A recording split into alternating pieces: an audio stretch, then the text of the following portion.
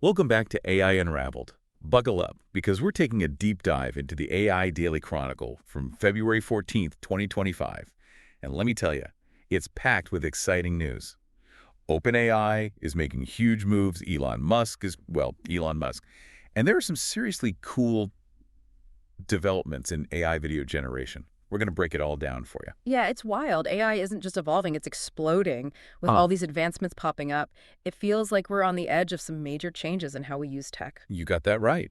So let's kick things off with OpenAI. They're streamlining their product line, and GPT 4.5, codenamed Orion, Yeah. is coming soon. It's going to be their last non-chain of thought model. Now, you might be thinking, hold on, what's a chain of thought model? Right, good question. Well, think of it like this. It's a way to train AI that helps it break down big, complicated tasks into smaller, logical steps. Kind of like how we humans think things through. Yeah, it's like giving the AI a roadmap instead of just throwing it into the deep end. And that's really important because it makes the AI more transparent and understandable, especially as these models get more and more complex. Exactly. But hold on to your hats, because it gets even more interesting. GPT-5 is in the works, and rumor has it it's going to be a total game changer. Picture this: an AI model that can jump between tasks effortlessly, writing code 1 minute, composing music the next, all while staying super intelligent. Pretty mind-blowing, right? It really is. That kind of versatility makes you wonder how they're going to pull it off. Maybe they're using a modular architecture where different parts of the model specialize in certain tasks. Or perhaps there are massive advancements in training techniques that let a single model learn from a wider range of data. Who knows? And get this, OpenAI wants to give free access to standard intelligence on GPT-5 to every ChatGPT user. Of course, they'll have higher intelligence tiers for Plus and Pro subscribers, but even the free version is supposed to be insanely powerful. Wow, that's a bold move. Looks like OpenAI is trying to walk that fine line between making AI accessible to everyone and keeping their business afloat.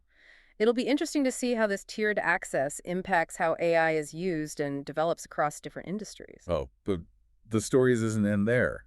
Remember Elon Musk, one of the guys who started OpenAI? Well, he wants to buy their nonprofit division. But there's a catch. He only wants it if they stay nonprofit. This clash over OpenAI's future could have huge consequences for AI development as a whole. Yeah, if Musk gets his way, it could mean a shift away from the commercial model we've been seeing lately, potentially leading to more focus on ethics and open source development. But we also have to consider the downsides. Relying solely on donations might limit the resources available for research and pushing AI forward. True, true. And speaking of ethics, OpenAI is updating its model Spec, basically their rule book for responsible AI development. Yeah. They're aiming for that sweet spot between freedom of expression and keeping things safe. They're even thinking about adding a grown-up mode for adult content while keeping harmful stuff completely out. It's a crucial step. As AI gets better at creating human-like text and content, having strong ethical guidelines is absolutely essential. OpenAI taking the lead on this could set the standard for other companies in the field. Now, let's switch gears for a minute and talk about Musk's other AI venture, Grok 3, his very own chatbot. And he's calling it scary smart, saying it beats even ChatGPT and DeepSeek. What do you make of that? Well, Musk credits Grok 3's smarts to its unique training data. Instead of relying on real-world data, which can be messy and biased, Grok 3 is trained on synthetic data. This means the training is more controlled and focused, potentially leading to an AI that's more logically consistent and makes fewer mistakes. And Musk says Grok 3 can actually learn from its own blunders, making it more accurate over time. Imagine that, a chatbot that gets smarter with each mistake. Yeah, that ability for self-correction and to improve its own reasoning is a huge step in AI. It brings us closer to having truly self-learning systems that can constantly improve without us humans needing to step in all the time. So we've got OpenAI pushing the limits with GPT-5 and Elon Musk shaking things up with Grok 3. Two very different approaches, both going head-to-head. Yeah, and the stakes are high. It's not just about the tech itself. It's about different philosophies on how AI should be made and used. The choices these companies make will have a big impact on the future of AI and how it shapes society. Absolutely. But let's shift focus from text to something even more exciting: images and video. Things are getting really interesting there. It's a whole new world. Being able to generate images and video, not just text, opens up endless creative possibilities, but of course it also brings up a whole new set of ethical concerns. Right on. Adobe is diving into this world headfirst with its Firefly video model. It's specifically made for content creators, and they're putting a big emphasis on intellectual property safety. They trained it on licensed and public domain stuff, so there are no worries about copyright infringement. Smart move by Adobe. They're targeting creators who are worried about the ethical and legal headaches of AI-generated content, which could give them a competitive edge. And speaking of competition, this sets up a fascinating battle. Adobe, with its focus on playing it safe versus OpenAI, and its groundbreaking Sora video generator, which has been making headlines for its ability to create unbelievably realistic and imaginative videos from simple text prompts. It's a clash of priorities. It all comes down to this. Will creators prioritize ethics and safety or go for raw creative power? That's the million-dollar question. It's a question that's going to shape the future of AI content creation, and we'll definitely be diving deeper into that in just a bit. We will indeed. But when we come back, we'll be exploring the wider impact of all these AI advancements, looking at everything from personal privacy to the global power dynamics at play. It's going to be a wild ride, so stick around. Welcome back. Now, where were we? Ah, yes, digging deeper into the impact of all these AI advancements. One story that really highlights the ethical concerns is what happened with Scarlett Johansson. Oh, yeah. That deepfake video of her went viral, and now she wants to ban the whole technology altogether. Well, it's understandable why she'd feel that way. Deepfakes can create these incredibly realistic but totally fake videos, which raises all sorts of questions about privacy, consent, and the potential for spreading misinformation. This whole incident really shines a light on how AI could be misused. It is kind of scary to think about. What if someone with bad intentions gets a hold of this technology? It could be used to damage reputations, manipulate people, or even incite violence. And it's not just celebrities who are at risk. It could be anyone. Exactly. And it makes it clear that we need some serious regulations and ethical guidelines around this whole deepfake thing. We need to figure out how to balance the benefits of AI with the potential harm it could cause, all while making sure people's rights are protected. It's a tricky situation for sure. No kidding. It's like walking a tightrope. Yeah. And speaking of tricky situations, Google is getting some heat for testing a new AI system that estimates users' ages. Ah, yes. That's another example of how AI brings up complex issues around data privacy. Google says they're doing it to improve content moderation and protects kids online, which sounds good on the surface. But using an AI system to analyze data and determine someone's age raises concerns about surveillance and how that information might be used in the future. It feels like we're always trying to find the right balance between using AI for good and making sure it doesn't end up being used against us. You got it. It's a constant balancing act and a conversation we need to keep having as a society. What are the limits of AI? How do we make sure it's used ethically and responsibly? These questions are only going to become more urgent as AI gets more advanced. You're absolutely right. And speaking of advancements, let's switch gears and talk about the global AI race for a bit. It looks like China is making some serious progress, especially when it comes to AI chips. This is a big deal because those chips are the brains of AI systems.